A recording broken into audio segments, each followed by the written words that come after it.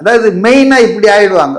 எப்படி காங்கிரஸ் திமுக, காங்கிரஸ் திமுக, அப்புறம் திமுக அதிமுக, காங்கிரஸ் போயிடுச்சு இல்லையா, இரலவெண்ட் ஆயிடுச்சு. அதே போல் இப்போ திமுக அதிமுக, திமுக அதிமுக இருக்கு.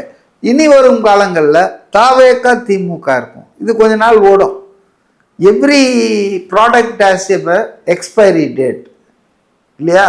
இப்போ அதிமுகவுக்கு இது எக்ஸ்பைரி டேட் வர்ற காலம் ஆயிடுச்சு. அதனால் அதிமுகவுக்கு 2026க்கு பிறகு எதிர்காலம் என்பது சூன்யமாகிவிடும் என்பதுதான் என்னுடைய புரிதல் கணக்கு.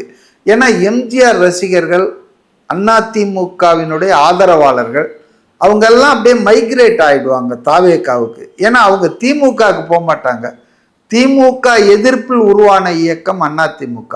அப்போ அந்த அதிமுக அந்த கடமையிலிருந்து நழுவி, அந்த பாதையிலிருந்து வழுவி போகும்போது, அந்த கொள்கையை கையில் எடுத்திருக்கிற விஜய் எம்ஜிஆர் ஜெயலலிதா மாதிரி ஒரு கடுமையான திமுக எதிர்ப்பு நிலை எடுக்கிறதால ஆட்டோமேட்டிக்கலி அந்த க்ரௌடு இந்த பக்கம் வந்துடும். அப்போ அது இரலவெண்ட் ஆகிடும் அதிமுக. அதுதான் நான் நினைக்கிறேன்.